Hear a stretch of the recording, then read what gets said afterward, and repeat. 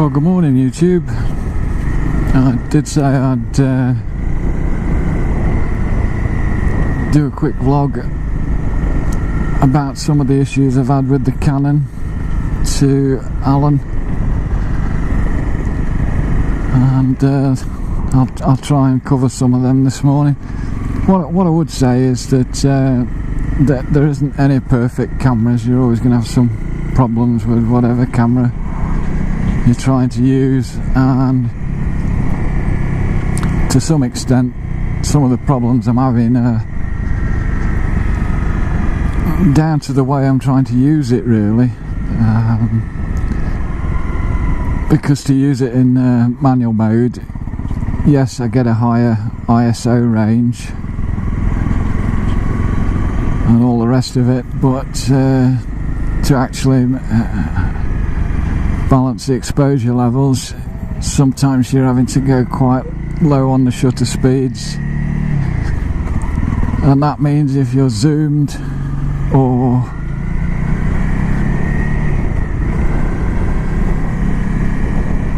well, even if you're not zoomed, it can make the camera more shaky or more sensitive to shake. Thank you.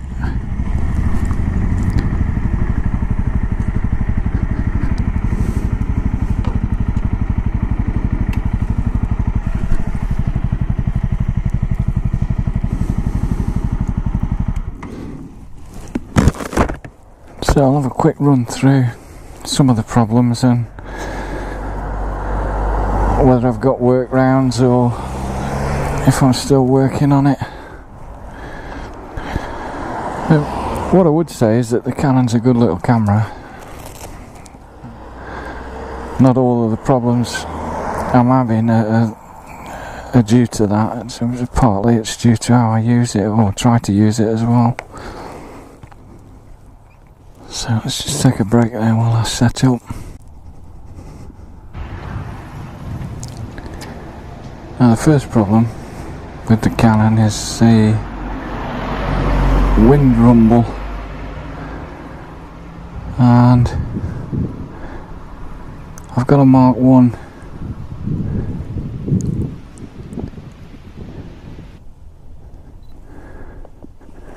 dead cat, but it's made out of a sort of flannel material, and it doesn't block the wind in all circumstances, so I've had to send away for some fur, well, dead cat imitation fur from eBay.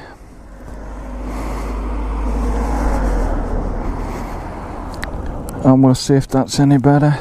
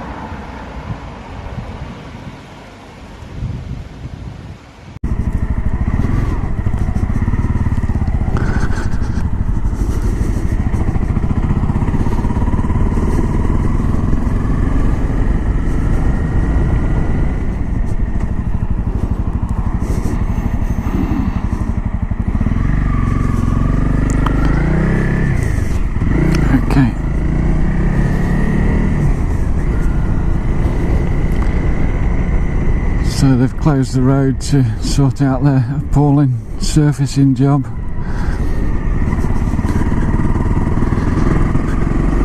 we can go this way.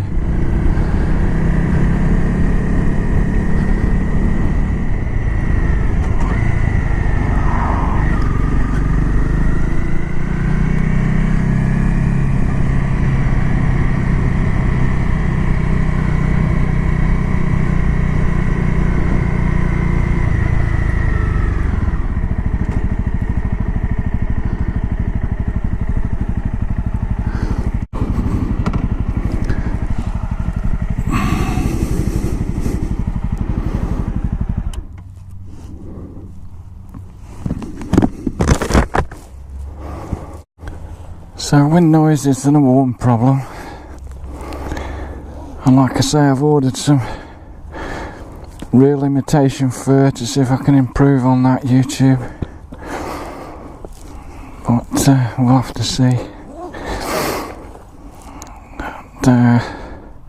Because although that's better, it still doesn't eliminate it completely, and it just, well, it's irritating.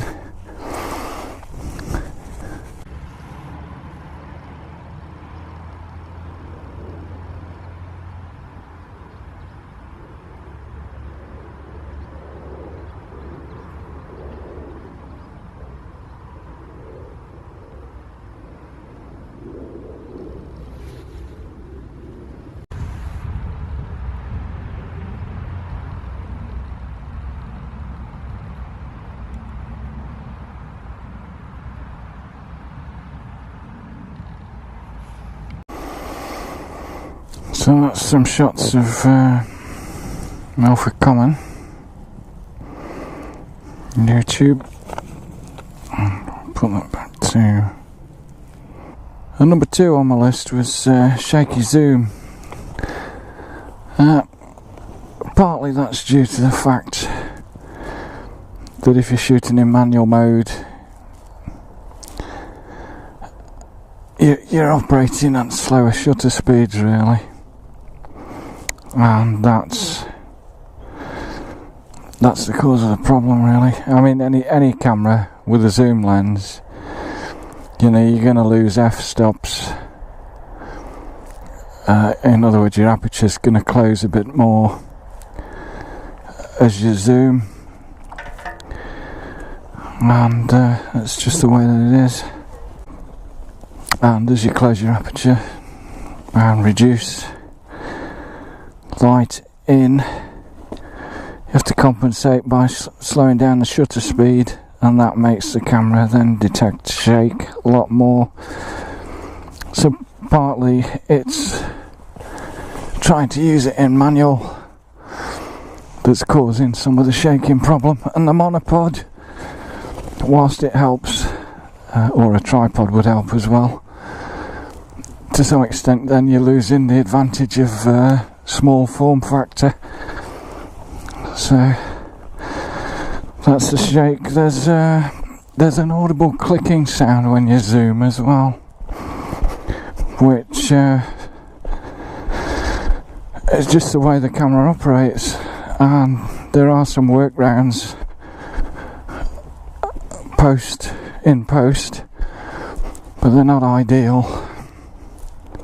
Yeah, the touchscreen focus, I've increased the sensitivity on that because it wasn't recognising when I was touching the screen to focus half the time, and so when you're then pushing it on a monopod, you're pushing the camera around, making it shake physically just to focus, which meant that, you know, changing focus from subject to subject in a single shot was virtually impossible.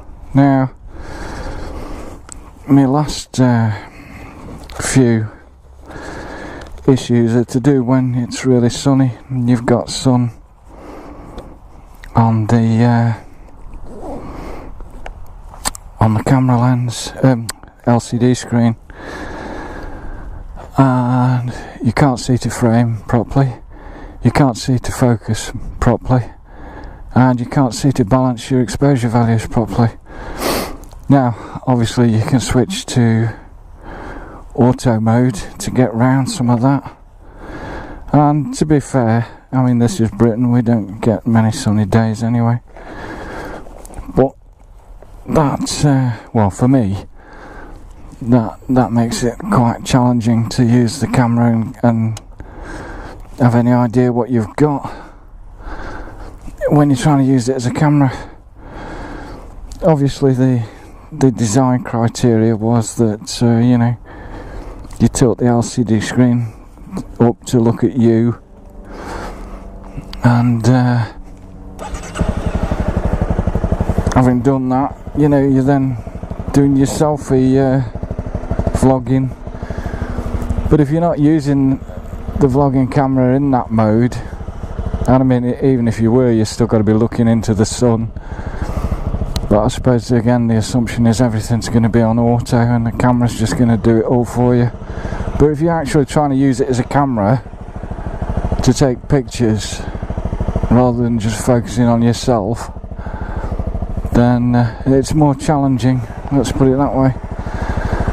So those were the problems that I had with it, YouTube. Or I'm still having with it. But I'm working on some solutions which may or may not improve the situation. I'll have to wait and see when I do some more tests, but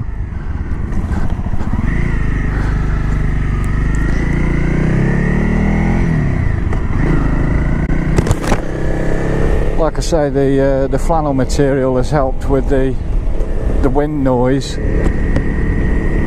but that's not going to help with the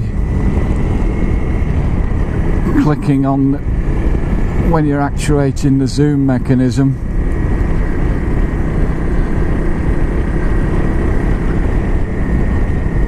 But it might improve with a bit of imitation for the wind rumble problem. But any camera you use is going to have some problems, particularly with such a small form factor.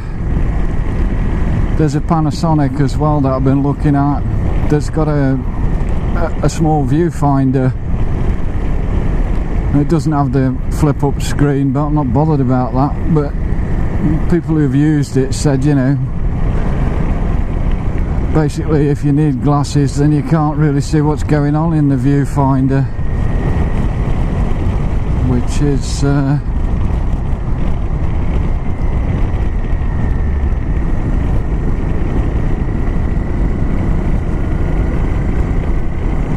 you know, it's just the way it is. So I mean, I think it's easy to blame the tools, but there's no perfect camera, and really you have to try and find workaround solutions to some of the problems.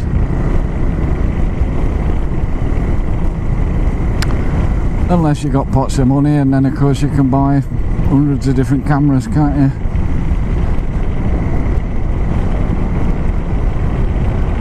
But there'll be things you like and don't like about all of them, really. That's just the nature of what they are.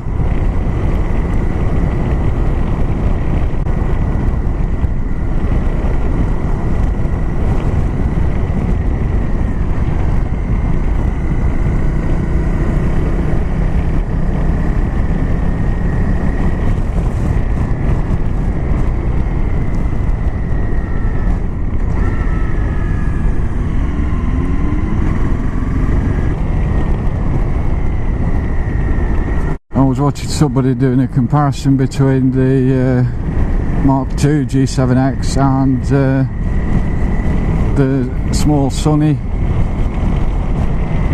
AX100, I think it is, or something like that.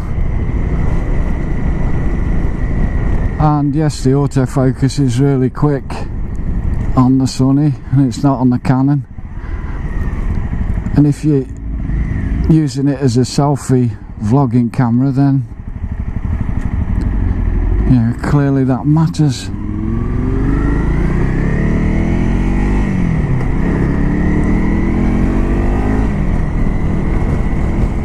But if you're using it as a camera, as I'm trying to do, then those, you know, and in manual mode as well, then all of that automatic focusing quick stuff doesn't really matter to me, because I don't use it. So again, it a lot depends how you use a camera, whether you'll get value out of some of its features or not. I mean,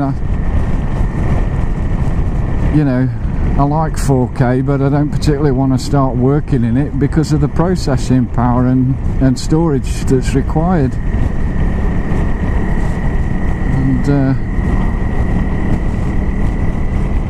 And it adds to the cost. So I'm not that worried about 4K, to be honest. That is closed, isn't it? Yeah.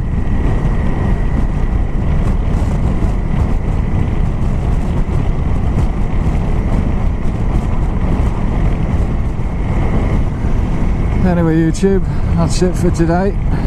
Cheers now. Bye.